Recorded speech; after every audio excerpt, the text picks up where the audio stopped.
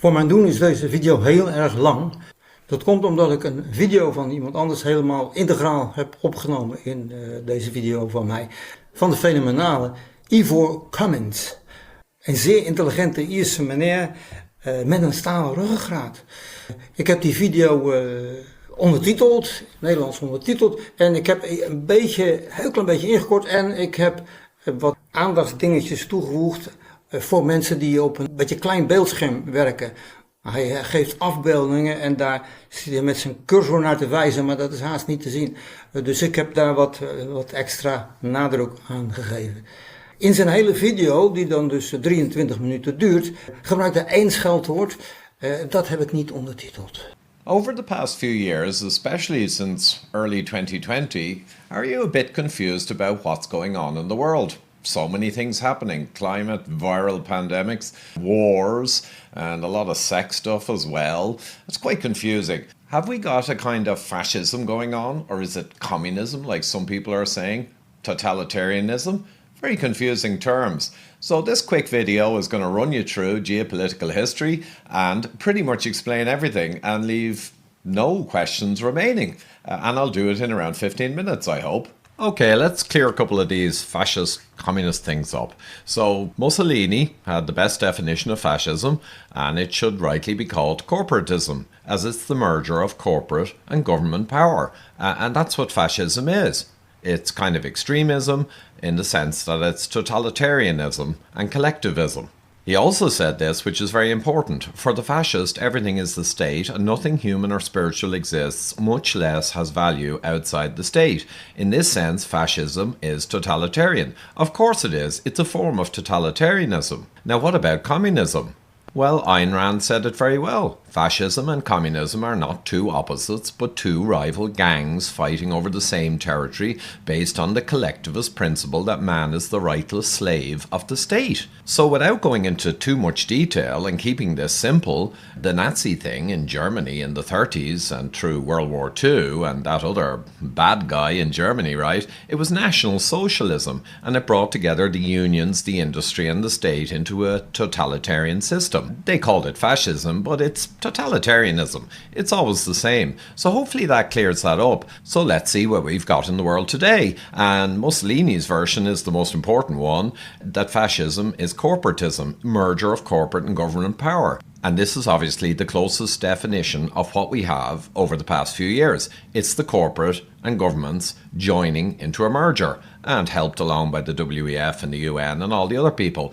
So let's actually have a quick look at the high-level view and the history that shows us where we are today. So really quickly, back in the late 50s, the Rockefeller Brothers Fund put a lot of money together and brought in a lot of big hitters, and they had a prospect for America, the Special Studies Project. And Nelson was kind of leading it up, one of the Rockefeller sons, and Henry Kissinger was brought in, and he was identified as a particularly person who could help run this show for the coming decades. And the Rockefeller brothers themselves, this is their quote: "We cannot escape, yada, yada, yada, shaping a new world order." So they saw it as their duty, and all its dimensions would be spiritual, economic, political and social. So you can see the sheer magnitude of this endeavour.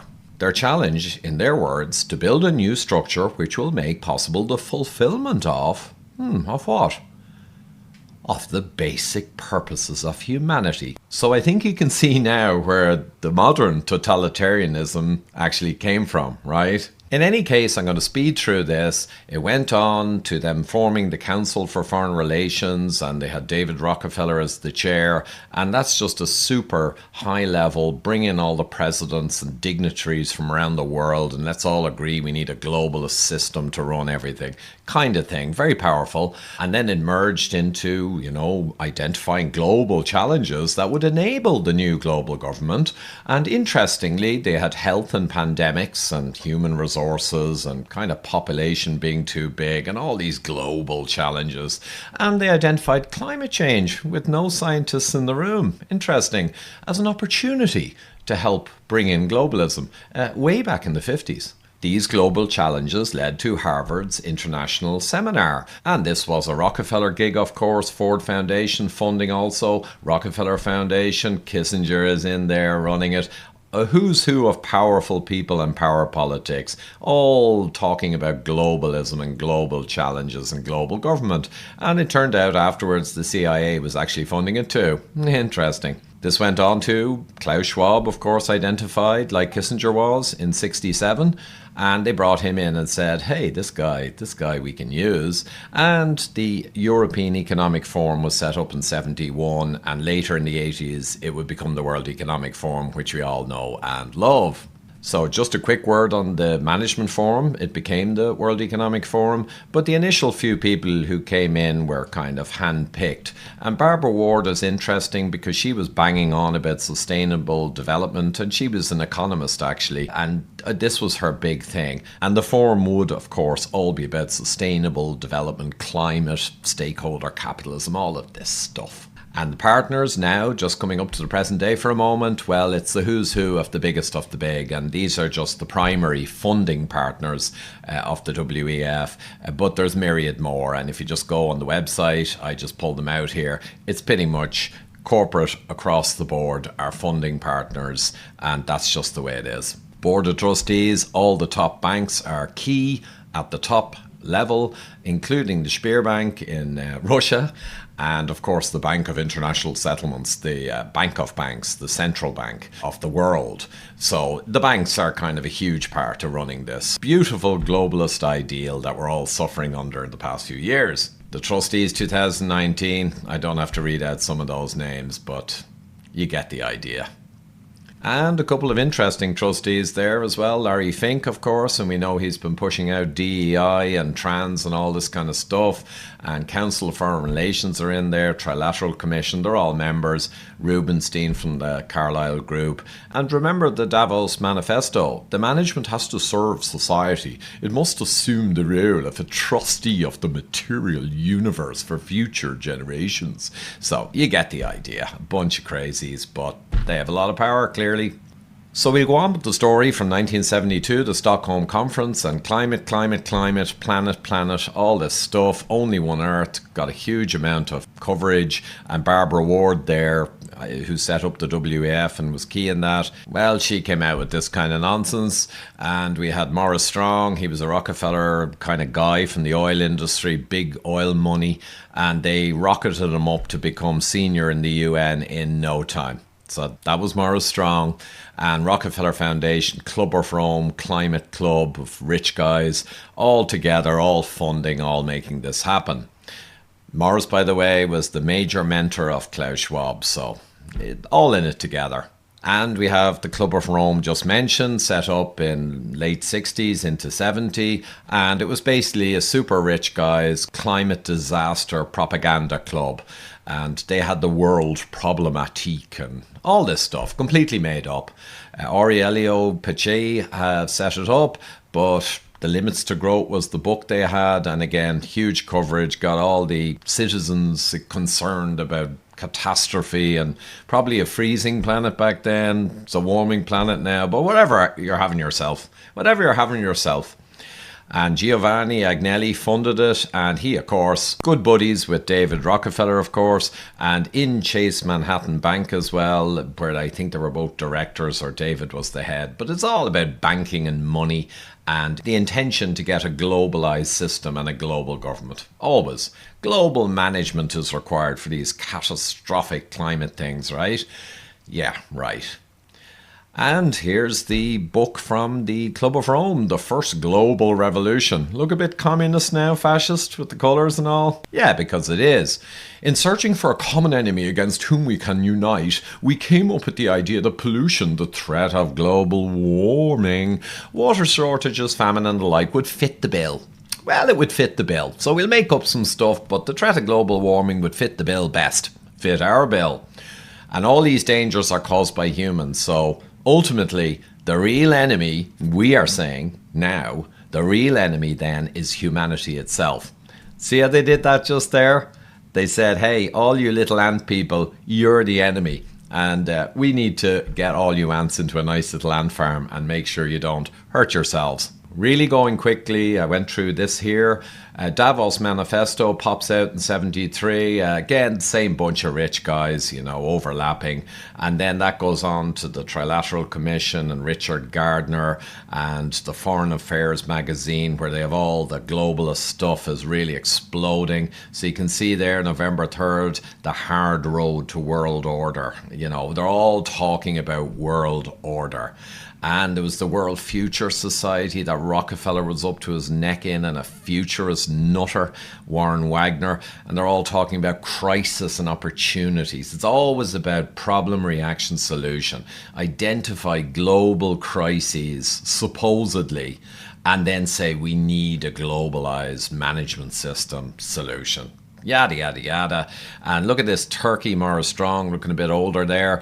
This is him in 1987, I think. Or no, 1972. The UN Environment Protection Boss warns we have 10 years to stop the catastrophe, right?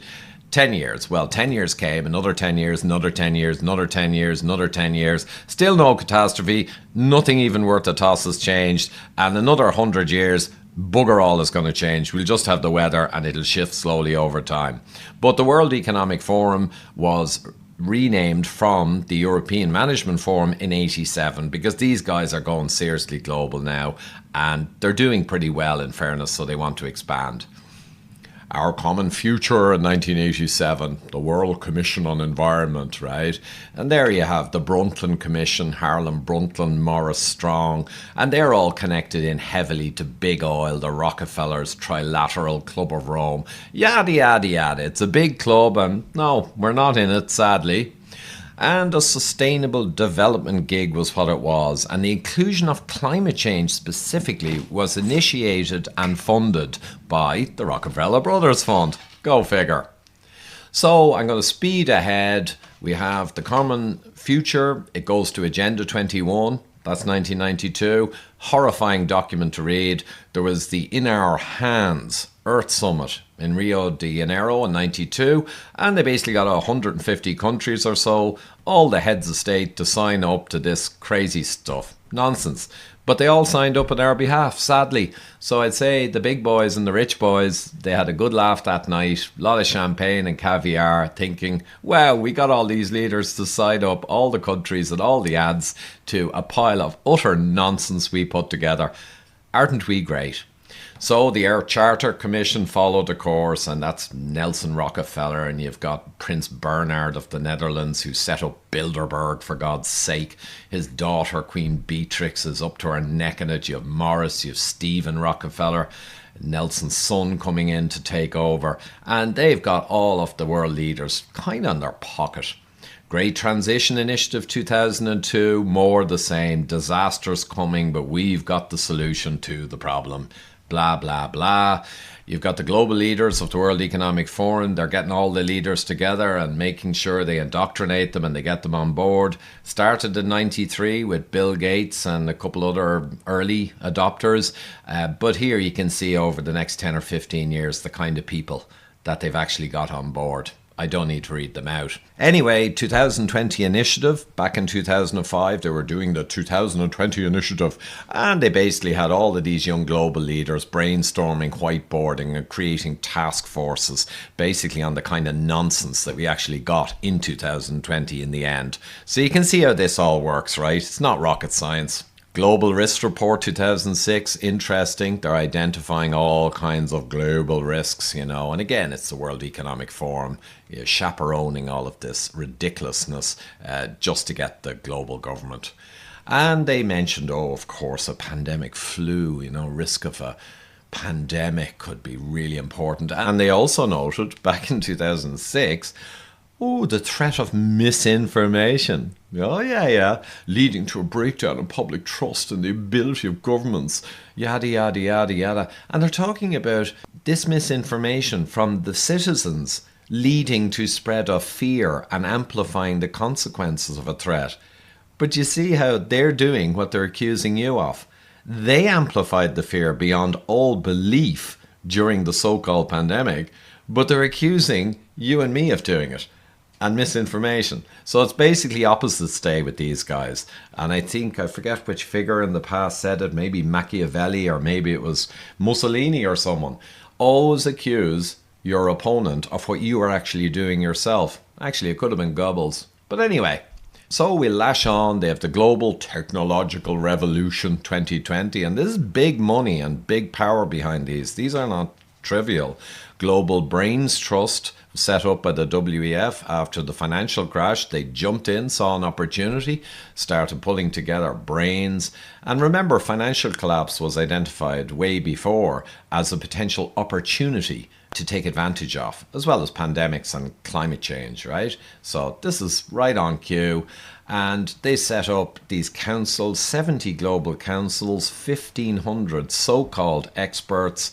And Klaus and the boys in the WEF are pulling all this together on the back of the financial crisis because it's an opportunity. Let's jump in, pile in the money, run off to Dubai or somewhere, and let's start getting it together, the next stages of our BS plan.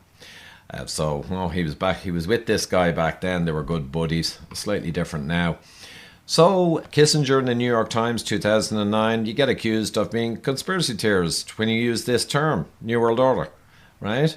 Yeah, but that's the title of his article in the Times, for God's sake, in 2009. And that's all they want.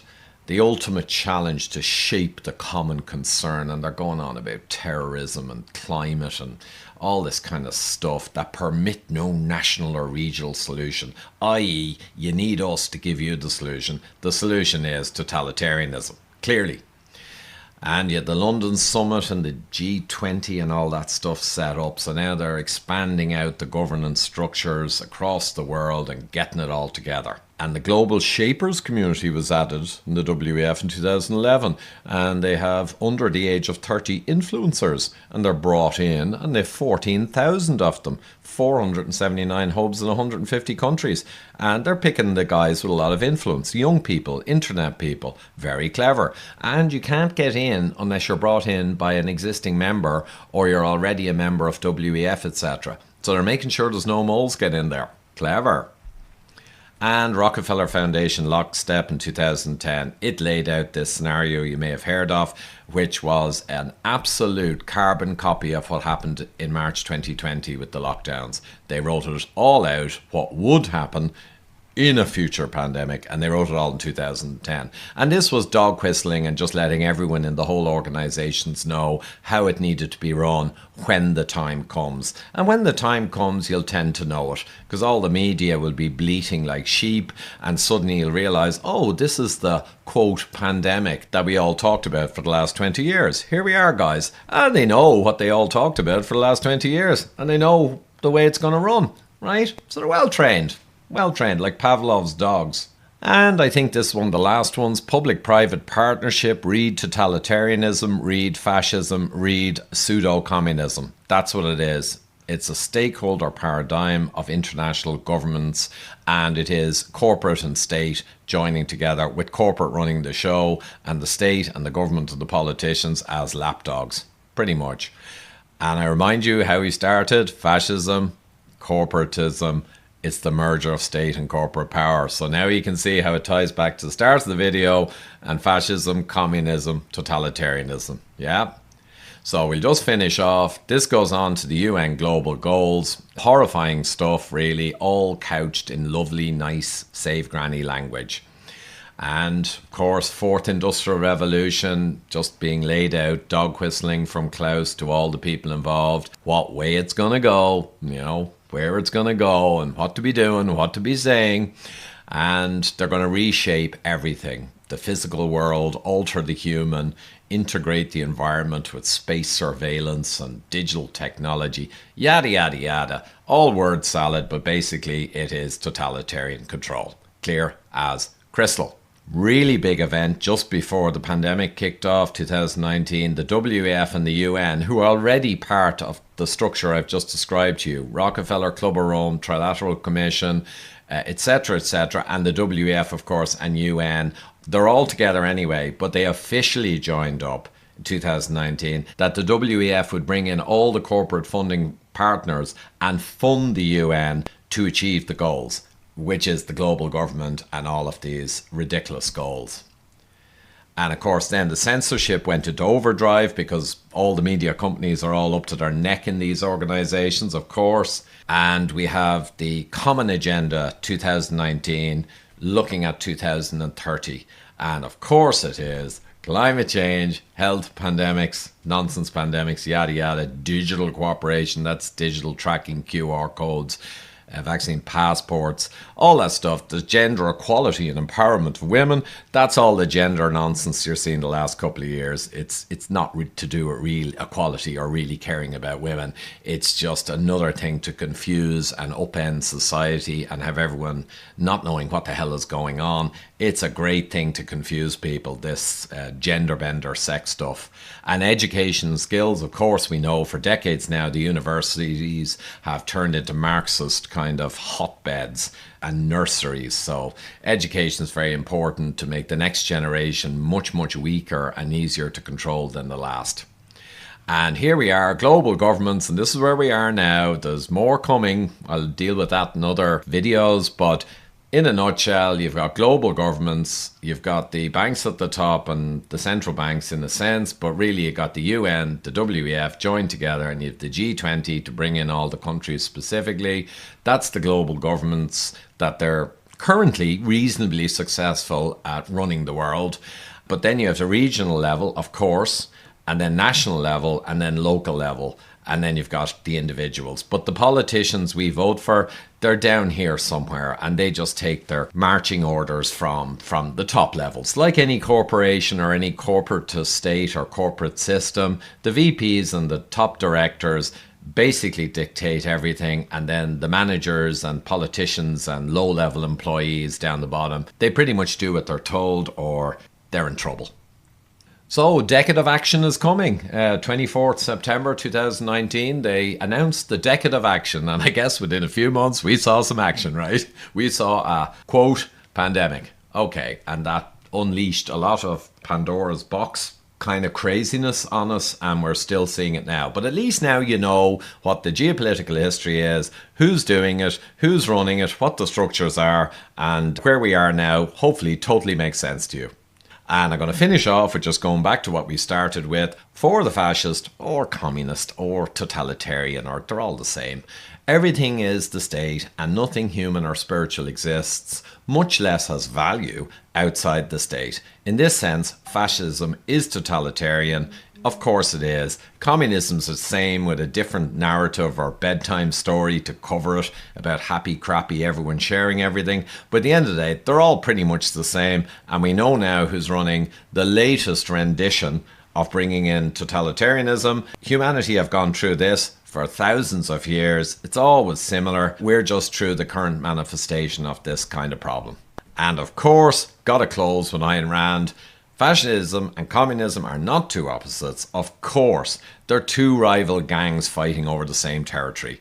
And it's all based on the collectivist principle, the fairy story they tell us about diversity, equality, inclusion, saving granny, yada, yada, yada. It's always a story, but at the end of the day, the whole goal is that man, the ordinary man and woman, are the rightless slaves of the state or the corporate governmental totalitarian structure. It doesn't matter. So there you are. At least you know now how it all works and why it's all happening. So there you have it, folks. All cleared up. Indrukwekkend. Bijna elk woord sta ik volledig achter. Nou, vanaf minuut 21, seconde 7, dan heeft hij het over SARS-CoV-2, de aankondiging van de pandemie. En nu hoorde ik pas in zijn video dat het op mijn verjaardag was. En niet zomaar een verjaardag, maar mijn 66ste verjaardag. Voor 99% is het een grap. De mensen die verantwoordelijk zijn voor die inspanningen om ons te degraderen tot mierenvolk, zoals meneer Cummins dat uitdrukt, die kennen mij echt niet. En die andere procent, die staat voor een manier om mijzelf aan te moedigen om mij te blijven verzetten. Een beetje vergelijkbaar met wat ik meemaakte op 2 november 2004, toen Theo van Gogh vermoord werd. Als je naar mijn website gaat, ontdutchpainter.works, dan kom je direct terecht bij een stukje over de moord op Theo van Gogh en wat dat met mij deed.